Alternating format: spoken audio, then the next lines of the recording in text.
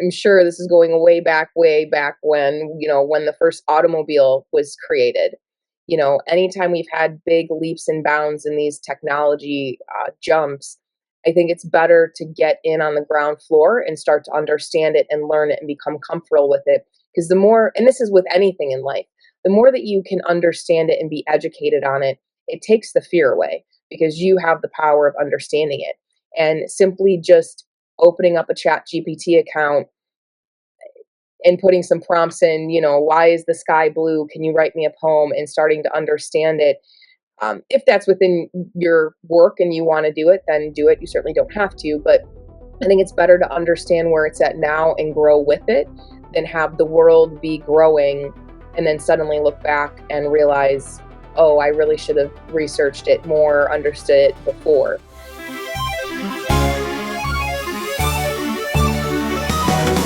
Mysteries.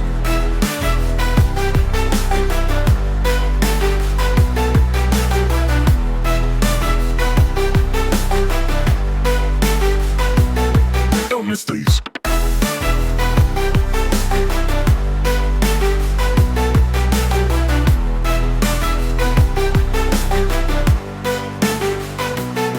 No mysteries.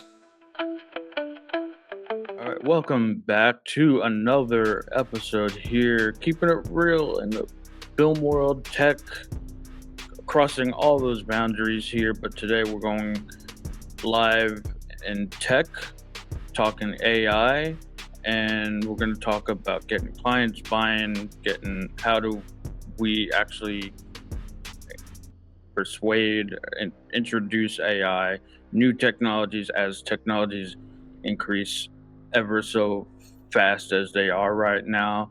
And my guest here today to talk about all of that with us here on Keeping It Real, Jess Adanich. Welcome to Keeping It Real.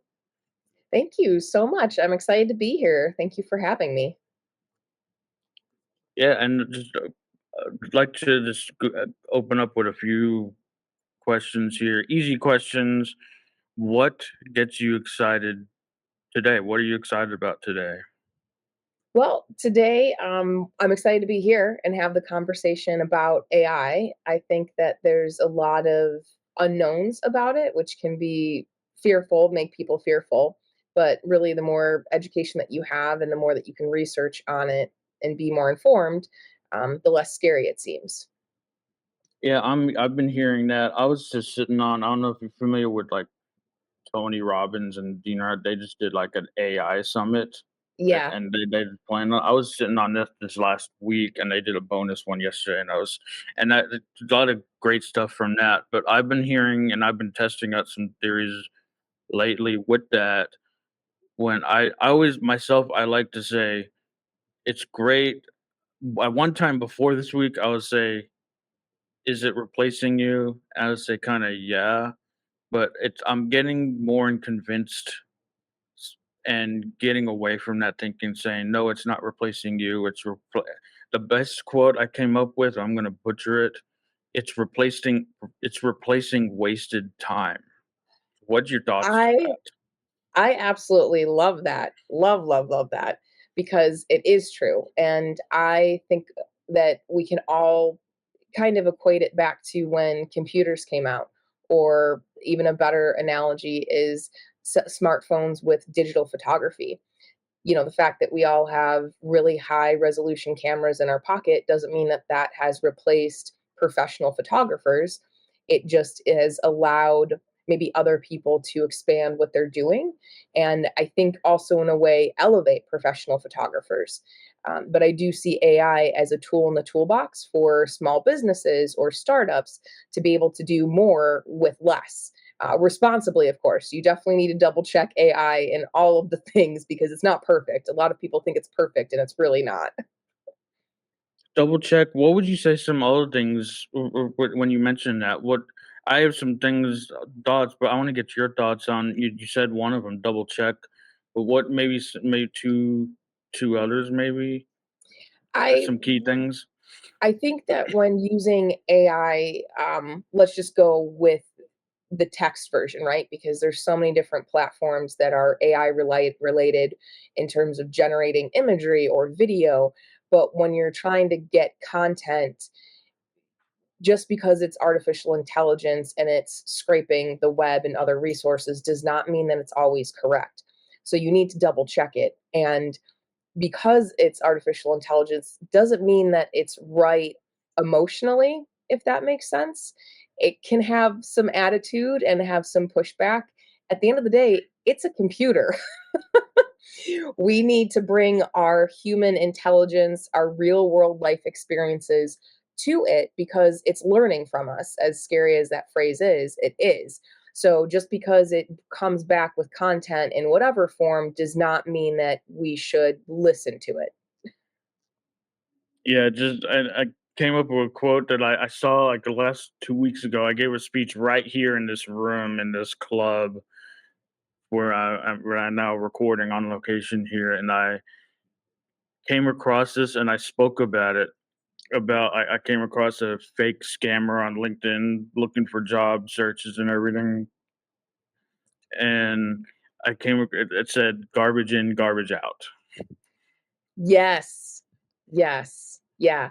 And that is a good saying for many different areas of life, but it definitely works perfect with AI because you need to learn how to work with it. The more that you understand how it functions and what information you need to put into it, what prompts, what questions to ask, how to challenge it, honestly. There's a new AI system called Bordy, Boardy, and it's using WhatsApp as its vehicle of communicating, but it's connected to LinkedIn. And right now, it's a free AI open source platform, and you can sign up for it. And it looks at your LinkedIn profile and asks you what you're looking for, what kind of leads. Are you looking for connections with roofers or plumbers? Or for me, I'm looking for clients that are looking for graphic design services. But it's still not functioning as well as it should. So I'm constantly having to remind it, hey, remember yesterday when you said you would follow up on this? You didn't. And it responds, my fault. That's definitely on me. And I had to, at some point after a couple weeks of working with it, remind it, hey, I'm looking for clients. I'm not looking for people to hire. And then it said, oh, yes, my bad again, my fault. So it is learning how to work with it. So even with this new platform, I'm learning how to work with Bordy, knowing that I can't, just because it's artificial intelligence does not mean that everything Bordy does is correct. I have to keep Bordy on task, just like another employee, and double check everything that it's giving me, because just because I'm putting stuff in doesn't mean that constantly that's correct. Yeah, double checking. I liked what you said there, and I heard that over this last weekend. First of all, talk to it like you do like a friend. Like things like coming up like a clone business partner or something like that.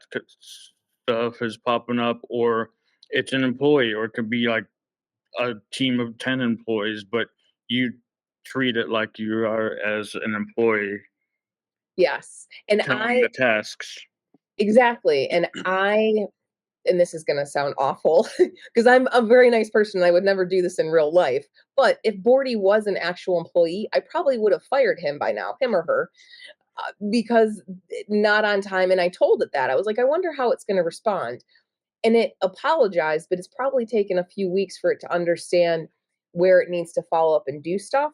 I also often will take content from one AI platform, let's say ChatGPT, and then put it into Grok or vice versa. Mhm. I had put some prompts into Grok actually last week, and in rereading it, it had some major elements incorrect on what it had written. And I wrote back saying, this is wrong. Can you please fix it? It still didn't fix it correctly. So I then took the copy and I put it into Chat GPT, of which I already had a thread. Because if you have threads, as I'm sure you're familiar with in a lot of these AI systems, it's learning from the content that's previously been put into the system. So I Mhm. put what Grok had written into Chat GPT, and Chat GPT said, oh, yes, Grok got this, and this wrong. Let me correct it for you and also correct some other things. So not only am I using, and I know other people are too, using one platform, but now we're kind of bidding them against each other, saying, okay, this is what this AI can do, but now let's take this AI content and put it into this one and see what it corrects. Yeah, I like that to like I've been seeing myself, one platform may be good for this, but another platform may be good at something else. Like employees, you have to find the right platforms that are good at what it does good at for it to Yes. be. Yeah, I've been finding that myself. Yeah, because they all have their own tone, especially the written ones, how they're going to say things. And even the image based AI generated software, it often has its own style. And also, you need to learn what, again, what to put into it to get what you want. As a graphic designer, I use Adobe software, and they are all incorporating AI into each of their programs. And Adobe Photoshop has now an AI generation function where you can take an image, let's say, of the beach, and you want to expand it, maybe increase it double the length. I've said, okay, extend background or expand background, extend beach. I've tried all these different prompts. Sometimes it will do it correctly. Other times it will give me imagery, the things of nightmares. It'll fill it with arms and legs or trees because it's still learning, but it's people think that they see things on TV and, oh, AI is perfect. It can generate a full movie. It takes a lot of work to get to that end result. It's like a human. Like we took decades for in this past generation, and it could take decades for humans to get where we're at. And it may be able to go faster for AI, but it's not there yet. That's yeah. So you mentioned that Adobe Photoshop, Yes. and what have you been? What's the question in that? I know there's something there. Have you been able to generate if this makes sense, generate effective outputs like with Photoshop using Yeah. AI? Y Yes, in a way. So, prior, in a past life, as they say, in a past job years ago, I actually worked for a photography studio doing digital retouching. So, one of my skills is being able to actually by hand in Photoshop retouch a photo. A lot of times, depending on what you need to retouch, it can take a very, very long time. So, now the AI function in Photoshop does allow to make quick retouching even quicker. If I want to, let's say there's a phrase on something, I can circle it and say remove. Or if there's a bush in an image and I want that removed, or a car, circle it and say remove. Where it gets tricky and it isn't as successful is more complicated prompts. So I use it more for simpler executions. Even if in the beginning, when they first launched, the beginning of this year, when they came out with this tool, they often Adobe will give you an example file and say, play around with this so you can use the new tools. And everything that it did, add a dragon, add a sheep, remove the rock. It did all of that. But it makes sense because if you're using that image across thousands and thousands of people that are using it, the AI is now learning what a dragon is, right? The functionality in Photoshop even has the ability to report if it was a good AI generation or a bad. Sometimes I'll try to do that, but often I get frustrated and I don't want to spend the time to do it.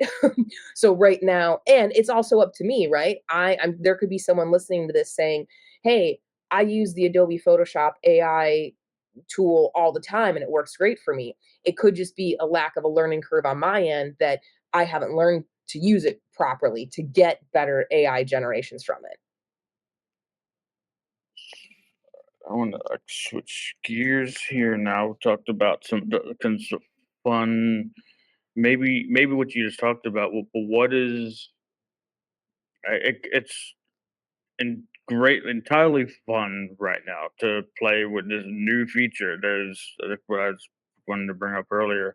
We started with the tools of what's jumping off the top of my head right now is the printing press. So that when that came out, that was a big thing Yes. when that came you were able to print stuff. People were probably freaking out about that too, like, "Oh, what's gonna come of this?"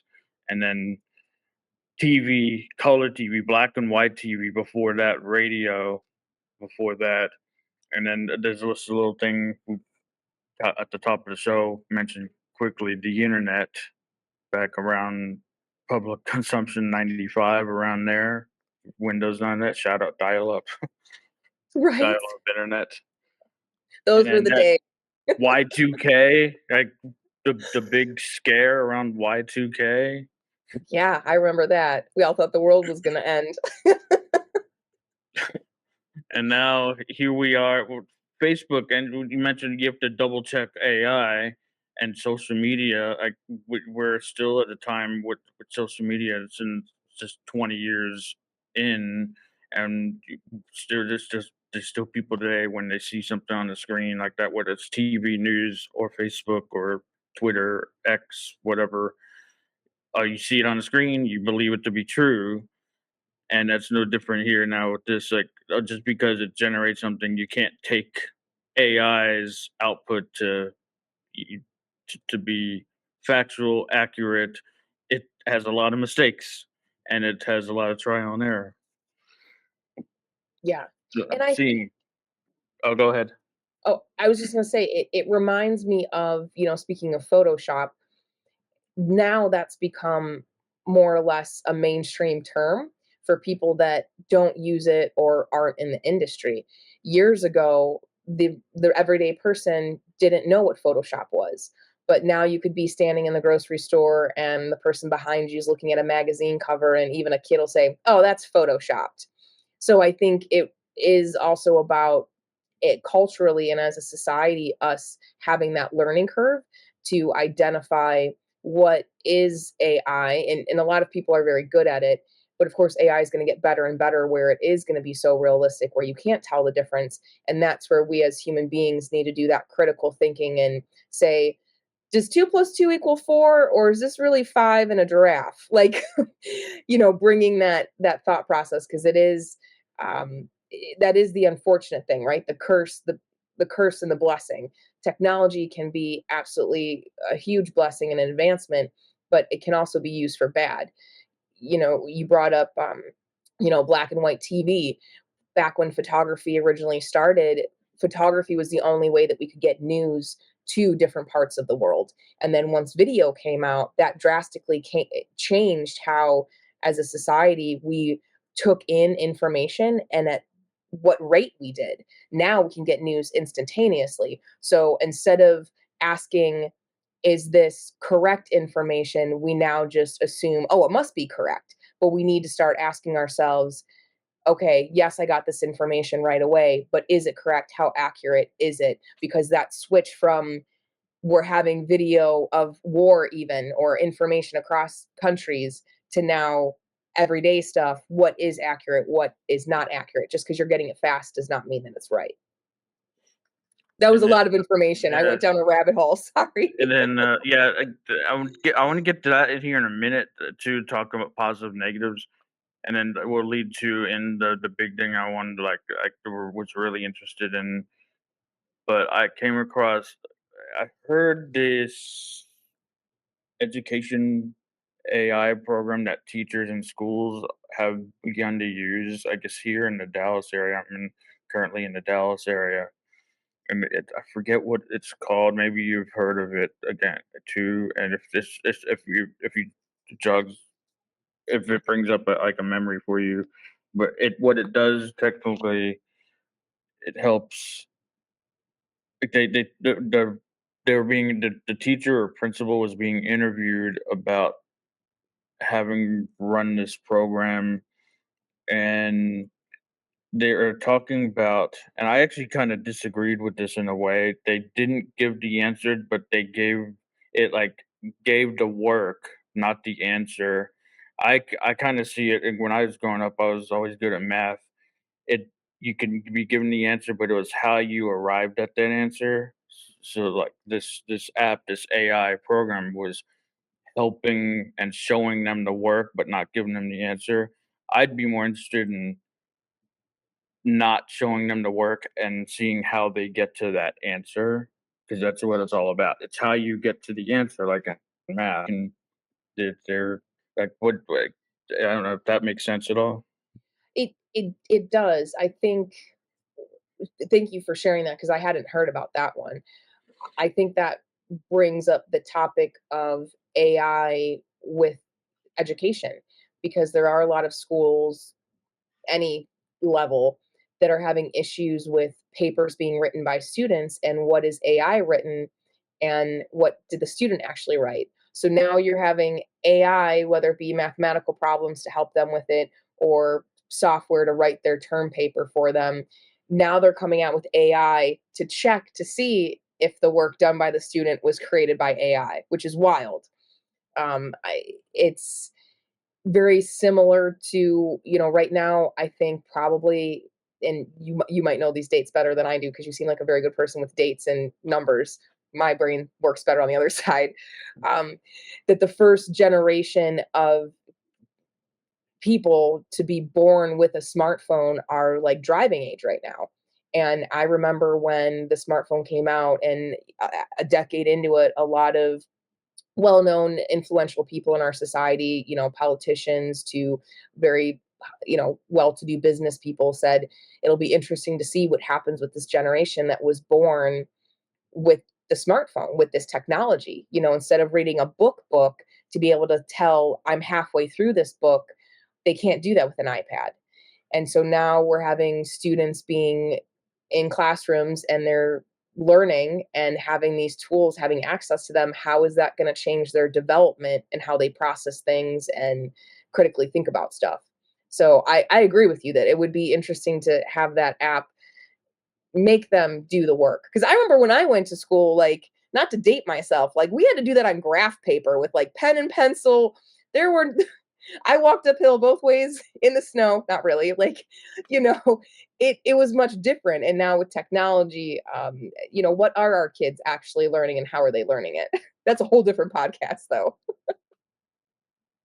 Yeah, true. Like, and I always thought like math in school, doing all that work, writing out the problem was fun for me, and that one of my teachers was like, "Yeah, I can give you the answer all day, but I want to see your work, how to do it." And I think that's the approach you need. Again, it could be a good if it if it's good in that way, it could be a good tutor, but don't we have things now to check, like, did you use AI to get that answer, to get that work? Do the work, you use it as a tutor, let's just like you're using YouTube education, YouTube University, they call it. Yes. You're doing that to do the research, to do or not so much research, but learning, watching videos and learning things, and there's a lot of crazy things on YouTube too. Yes, there are. But I wanted to get take on some negatives first, and then I want to finish up with positives. I like Some that. negative things. End on a Yeah, positive note. yeah. A general whatever comes to mind when you come negative things on AI that you've seen, experienced. I I'll start specifically with my industry. In the design world, a big negative that I see, and I actually spoke with a woman earlier today that I met through Bordy. We connected. She also has a design agency, and we had the conversation of right now we're seeing a lot of small businesses, startups, even mid-sized companies utilizing AI to do design work. And there's a few problems with that. One, you really can't copyright it.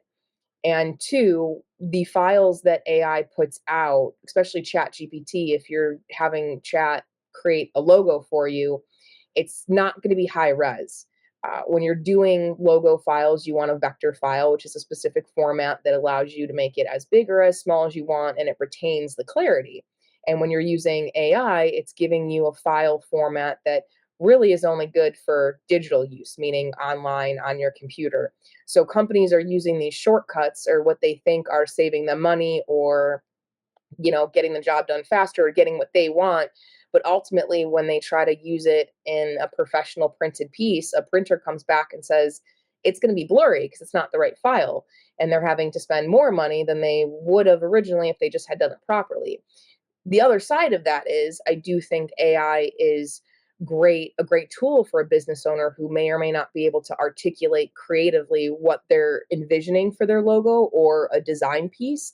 So it's a tool that they can kind of create images for their own visual board that they could pass off to a designer. It's a great way to say this is what I'm thinking of or what I envision my logo to be. Can you take this and make a professional logo out of it? So that's been interesting to see. And the miseducation, people using AI and not knowing that their logo came from ChatGPT and they thought that was really great and that they didn't know that the logo file that they had is not going to be able to be printed for a trade show booth, which is, to create an 8x10 backdrop for a booth, let's say. That file is not going to be able to be sent to the printer. The miseducation there, they're just going through the paces thinking that it's really cool and it's saving them money, but they're miseducated. It's kind of like being a business owner and not understanding your own accounting, where your accountant just does it for you, but you don't understand any of the line items. I think that if you're going to use a tool or as a business owner incorporate a new process into your business, it's your responsibility to understand a little bit of it, right? So I'd say that. And then I think overall, the danger of AI right now are scams. You mentioned Meta earlier, social media, the fact that you can get a phone call from someone and it could sound like a family member or a friend and they're asking for money, but it's not really them, or emails. I've gotten emails from AI bots, which I can tell that they're AI bots, but someone who's not as keen on those things could be taken advantage of, which is the scary part. And that's just it. We can tell, like, if it's something that you mentioned low quality. You ever heard of Suno.ai? Yes, I've actually used it. I've did CBS and everything have done pieces on this as already, and they've been talking about and a very fascinating, interesting. Like audio engineer broke down and taken. I don't know if you're familiar and heard of this, heard that on was when I think the CBS Morning thing. They broke down a piece coming from Suno, and they compared it to an actual music piece which is high quality versus Suno AI, and they could hear the weird noise. What's it called? That's dropping out of me. You can the excess noise in the Yeah, song that they like usually was feedback or weird feedback. tech noise. Something another word that describes it, but feedback is it could describe it too, like weird feedback coming that you get, and you can tell easily that's well, not anyone with the trained someone with the trained ear would hear this and they could say, Yeah, "Oh, this is AI," right away. It's very quick to point out. So, especially if you trained in the ear, eye, like, and you trained in that industry, you can tell that this is not good quality. correct. And then miseducation, like all forms of low quality. And the fact that it's interesting that you say that it can't be copyright. That I find that a fascinating idea. It can't be There's copywritten. y yeah, because and this is I'm not a lawyer, so don't take that for Hmm. verbatim. It's it's harder to copyright, and I think different platforms are different scenarios, right? Because it's open source and anyone can create anything from it, I think that's why right now it's difficult to copyright. Now, if you use it as a concepting tool, then have it worked with and created into actual artwork and change it a bit, then I'm sure you can copyright it. But I think that right now AI is just too new to understand those laws, just like everything else with AI and scams, the way laws are being they take a long time to create and to protect people, but technology's in, moving so fast that the laws aren't keeping up with them. I remember I actually had personally a situation, this was now 18 years ago, where someone stole my images off of my website at the time, my Facebook, and had put them on other websites. and were claiming to be me. And when I went to local law enforcement saying, hey, how do I get this taken down? This isn't right. They're using my name, my photos. Literally, the FBI told me, I'm so sorry. Like, social media and the internet has moved too quickly. We can only help you this much, but really there's no laws against it. And I think we're at that point right now with AI. There's just so much content being created. What can be copyrighted, what can't be copyrighted, how does that look, how does that work? And I'm sure if you had an attorney on here, they'd be able to answer all those questions, but I right now don't Yeah, have enough information to answer that. But it's a sticky line to walk for sure. that would be. I'd love to find a, a technology attorney, AI attorney, if that's even a thing. I'd Right, love if it's not, an somebody should attorney do in it. general, or like that, who can just if who has been researching these ideas as an attorney at law. That would be Yeah. a fun conversation. But let's see. I want to get into the positives. Like, okay, now we're having fun, positives, Yes. good things coming off it because I want to like sell this AI. Like, should someone start open up a Chat GPT account? Yes. And I know we just listed a bunch of negatives, but I'm gonna say a big, big yes. And my first and foremost reason is it's not going anywhere. And I'm sure this is going way back when, when the first automobile was created. Anytime we've had big leaps and bounds in these technology jumps, I think it's better to get in on the ground floor and start to understand it and learn it and become comfortable with it. Because the more, and this is with anything in life, the more that you can understand it and be educated on it, it takes the fear away because you have the power of understanding it. And simply just opening up a chat GPT account and putting some prompts in, why is the sky blue? Can you write me a poem? And starting to understand it. If that's within your work and you want to do it, then do it. You certainly don't have to. But I think it's better to understand where it's at now and grow with it than have the world be growing and then suddenly look back and realize, oh, I really should have researched it more, understood it before. I do understand the fear that people don't want to put content into AI because there's that whole legal point of now they have your information or your content, and there's surely fine print somewhere about who owns what. But not to be negative, our phones are always listening to us. So if you're worried about your content being places Literally, mine is right now. Yes. If you have Siri, if you have an iPhone and Siri's turned on or the version of that for Google and Android, they're always listening. And yes, they're not supposed to capture that data, but if anyone, and I don't know the name of it, but there is a documentary, it's slipping my mind, of the internet and data collection. And if the everyday person really truly understood the amount of data that companies, corporations, the medical industry had on you.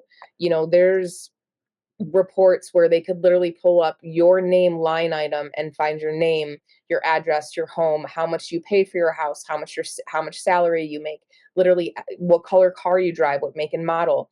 All of that information's all out there. And I'm not saying that to scare anyone, but we live in a day and age where with Google Maps, you can zone in and find anything. And so I think it's better to be informed than not informed because it can be a great, great tool. I know that the companies that I'm working with, we now in teams are using it to write email blasts or generate creative ideas. We're able to do more with a smaller team and less resources, which is advancing the company. It's able to get more projects done in a year than we did before. And it also allows us to, I think, be more creative in different ways. My skill set is in design. I'm not a writer. Like I'm a writer to a certain point, but I have Grammarly on my computer. It fixes my autocorrects and things like that. But it allows me to free up that side of my brain. So instead of stressing about writing an email, I can use AI to edit it. And then my brain now has more energy to function on the fun, creative stuff. So I think, like you said earlier, freeing up the time on what we should and shouldn't be doing or shouldn't be wasting time on, I think that's a huge, huge benefit. Bringing up the time, and it's not replacing you, it's amplifying you. Whatever you're doing, it's amplifying it, whether it's good or bad. Is and what someone say who's in this very room who's telling he's very I'd have to have him on one day and talk about this on the podcast.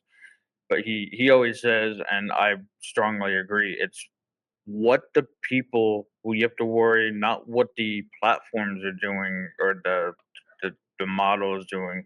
Worry about who's behind it. Worry about what the people are doing. Always Yes. what the people. And you could say that about a pencil, a pen, a car. It's not necessarily the technology or the product or device, it's the person behind it.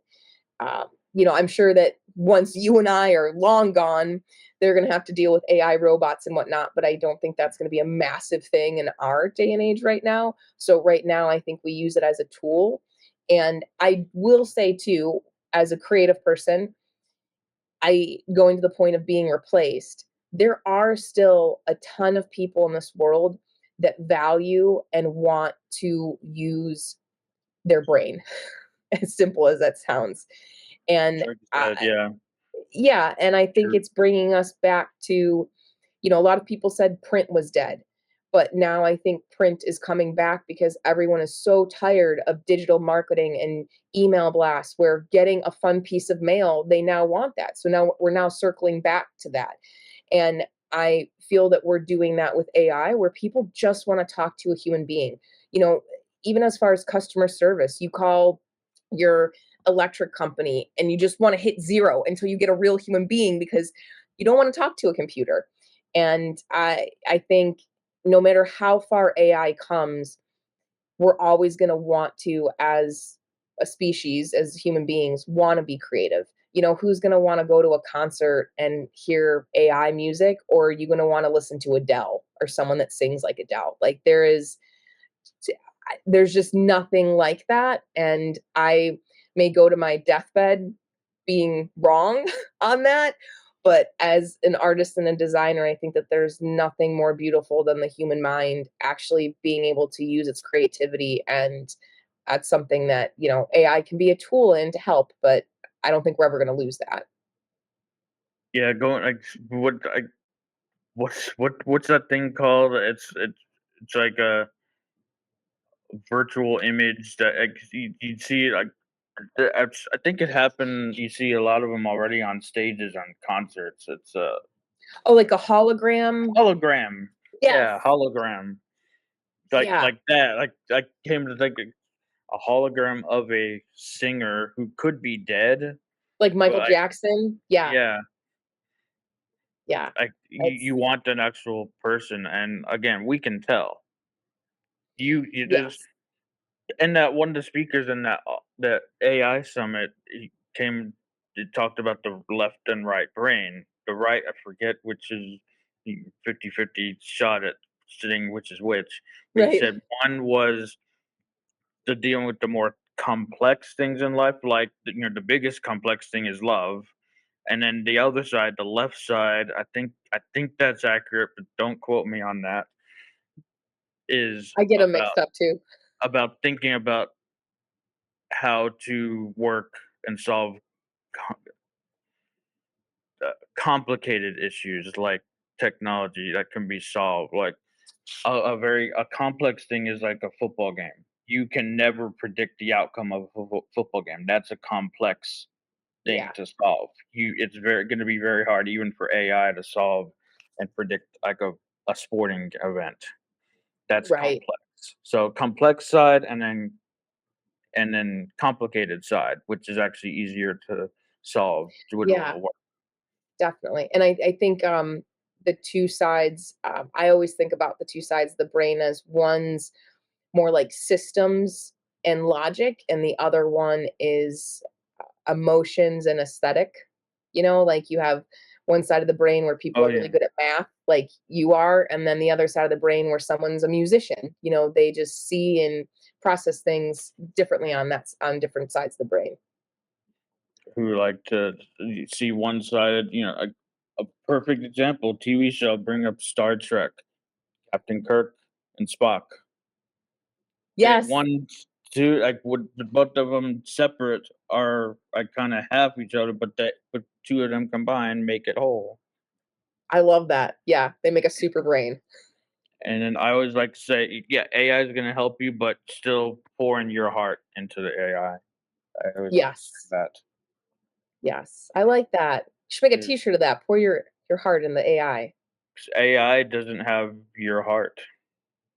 Yep. No, it doesn't, and it's never anytime I put prompts into AI, specifically text, content related, it I have to specifically tell it how I want it to write it or have my tone because it doesn't know me. Mhm. It doesn't know my life experiences, where I'm coming from, and that's where the editing comes in, is to making sure that it is a reflection of what I wanna say if I'm using it for a blog post or even writing an email. Sometimes it'll write an email or edit something, I'm like, "That does not sound like me at all. This person's gonna think that I'm gone crazy." So, yeah, Alright, one thing, let's see here, I could go close to getting to the wrap-up questions here. We're yeah. close, like 45 minutes, but I wanna get into your specific process like we talked about in, the off recording pre-interview thing.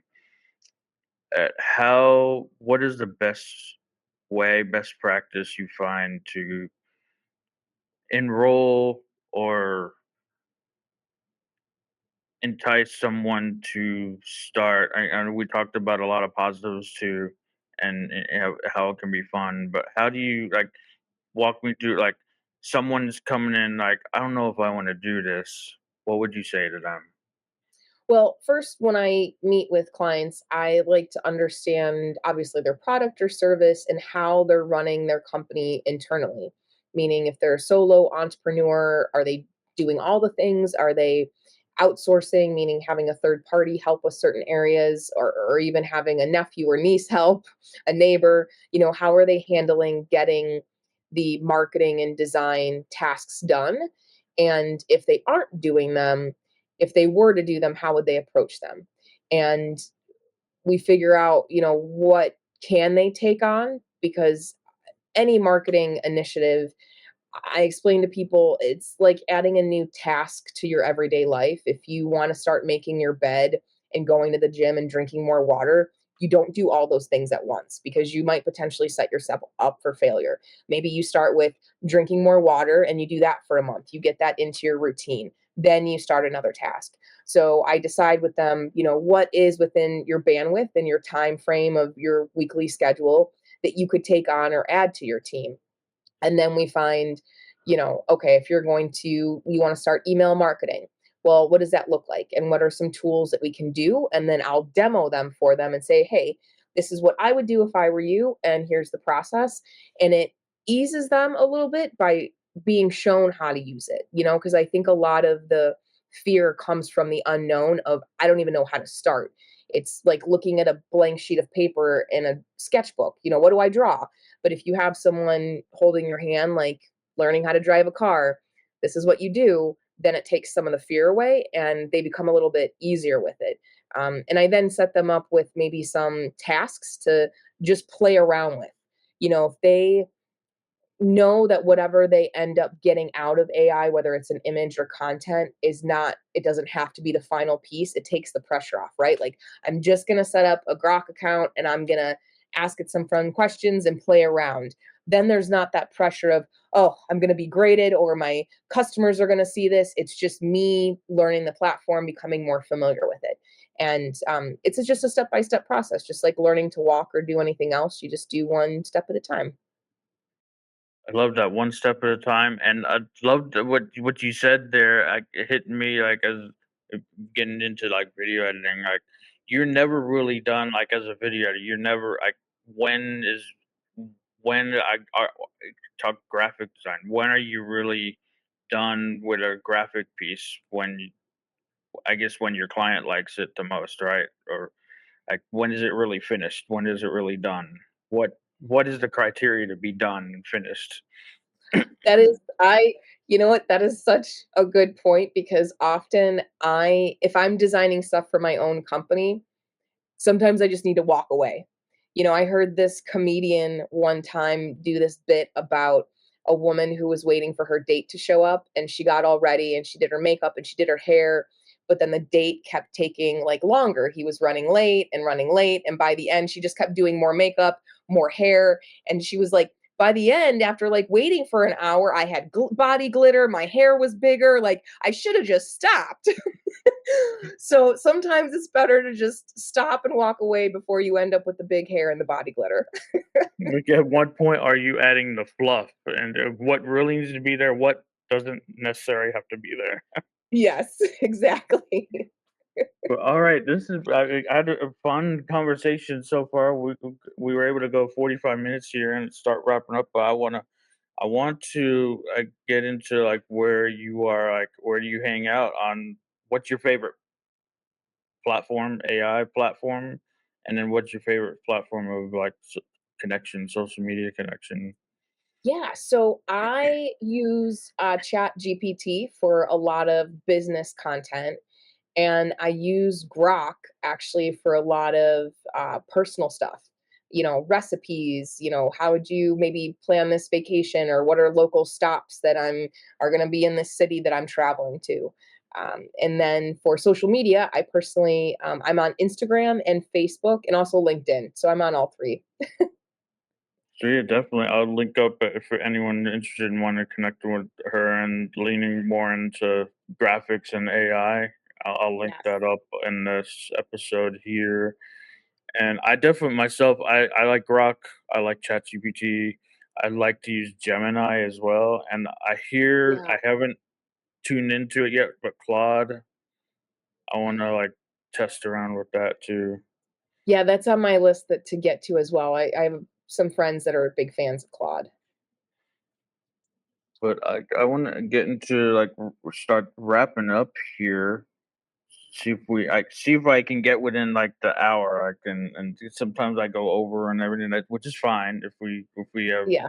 talked about, that's totally fine. But I like to keep it to as much as hour as I can.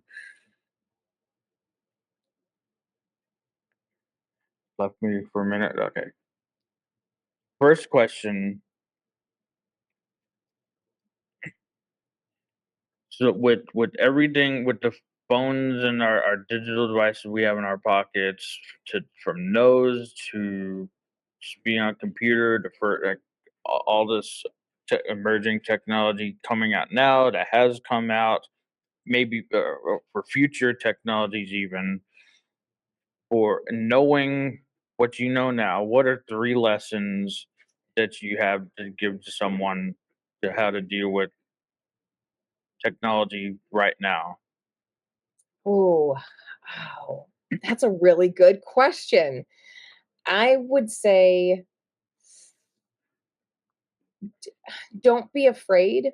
I think that there's a difference between being cautious versus fear. And again, educating yourself on platforms and technology and understanding how to use it. All my life, my growing up, my parents actually had one of the first Apple computers. And my father was a graphic designer and went to art school as well. So I was blessed in the fact that I was kind of raised with technology. So from a young age, I was taught like learn, figure out these things. They're not going anywhere. So I would say that it's never too late. I don't care what age you are. If you haven't practiced your life that way, you can always start today and just start learning. I mean, we have more access to information than we ever have. And I think utilizing that is key in whatever way you want. If you like podcasts, if you like reading, there's libraries, there's real books still. There's a lot of different ways that we can obtain information. There's choices, there's Yes, options. options. So there's really no excuse. There's always an option. And I don't know if that was one or two, but the other one is, again, just to take one step. There's that saying of don't try to eat the elephant, all in one bite, which I don't know why everybody picks an elephant. You could be a horse, a cow. Do it bite by bite. I, I'm a big fan of lists. I have post-its all over my desk for reminders and steps. But if there's anything that you want to do, take it one step at a time. If you want to start working out or run a marathon, you're not, and you haven't run in a while or ever, you're not going to go outside and just start running. You're going to start walking. And I think that, as simple and as stupid as that sounds, just take one step and ask questions. There's my third one. I will always admit what I don't know. I don't know what I don't know. And I think we need to, as a culture and a society, ask questions more, and don't be afraid to not know. Everybody at some point didn't know what they don't know, right? Like, if you are a master woodworker, at some point you didn't know anything about woodworking, but maybe you asked a question and, hey, show me how to do that. So it just takes asking for help, asking questions to take that first step, because somebody somewhere knows something, and I'm sure, will be glad to help you with it. Yeah, it's you're the output of the people you hang around with the most, whether it's in Yes. person or digital. Watching a video of them or talking with them at a coffee shop.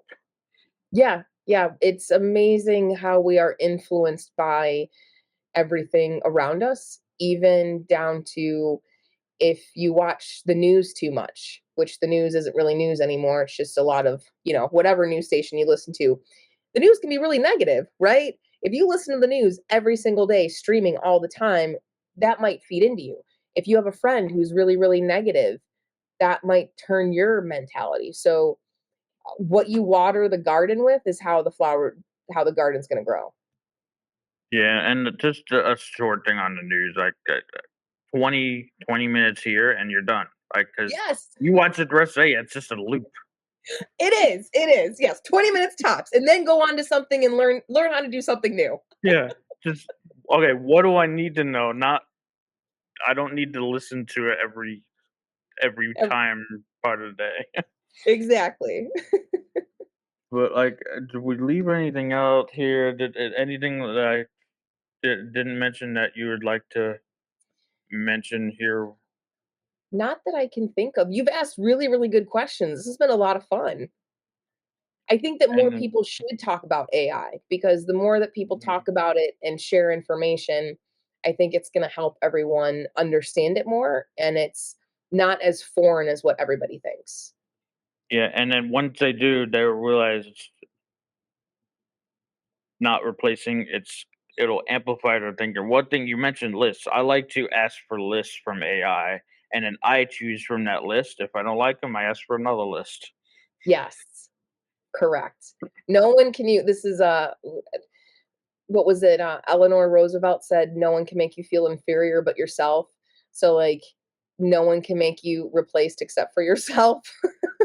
If you Yeah, think you're obsolete or can be replaced, then that's a you thing, not an AI thing. exactly. And then my final question Yes. is, what is your definition of innovation? Oh, you have really good questions. Oh, innovation. I'd like to think that innovation is a positive term, and that innovation is something that is an advancement in our society to benefit or push an area forward. I think innovation has that, like, positive swing to it, where an invention, you're inventing something, you're creating something, but it may or may not be the best or should be invented. Whereas I think innovation is, you're bringing newness, something positive to the world to make it better. And that's a Jess definition. That's not the real definition of Yeah, innovation. I'm asking everyone at the end, and this is not like I'm inspired by another podcast who I follow as well, who asked if you ever heard of the School of Greatness, Lewis I have, Howes. yeah. He does his three truths, and I kind of was doing that, and I take inspired by that, and now I'm taken into 3 lessons on these devices in our pockets and everything, and he asked your definition of greatness. I like that. So, do you have that too, since I brought that up? Do you have a definition of greatness? A definition of greatness. Just for I fun. Yeah, yeah, no, I think that's a great question. I I feel that what the definition of greatness should be is a individualized definition or idea of greatness.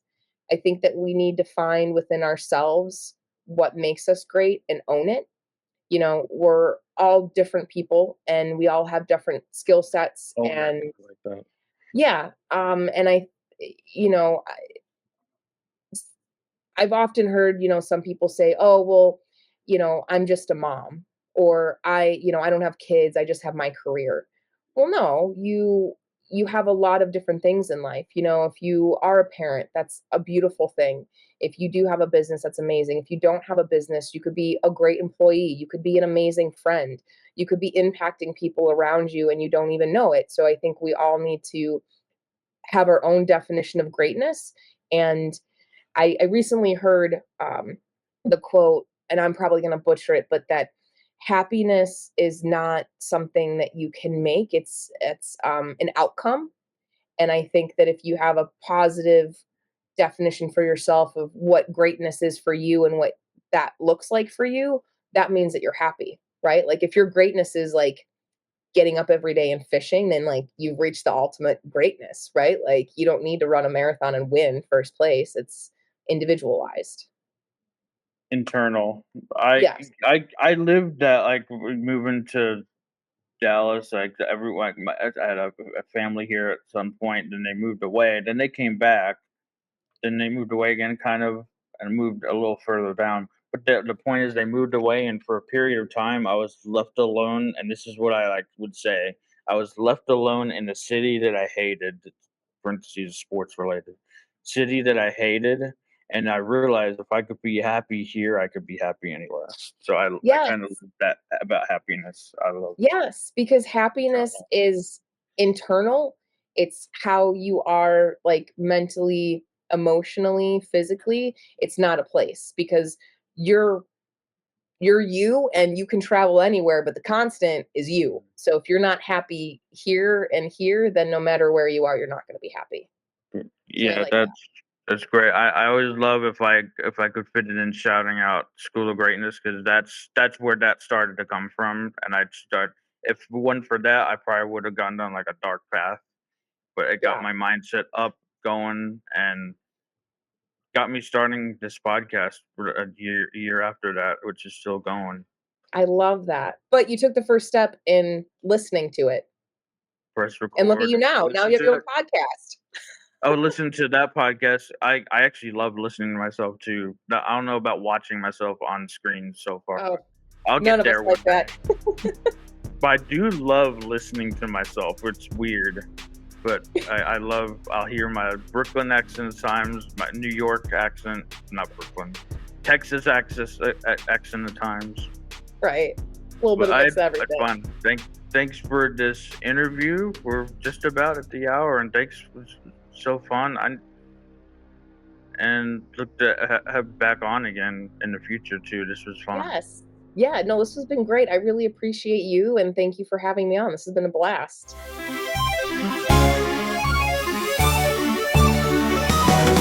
Mysteries.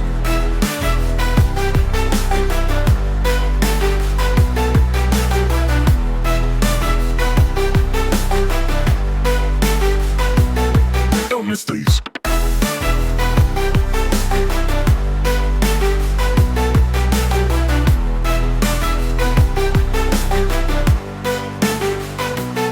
No mysteries.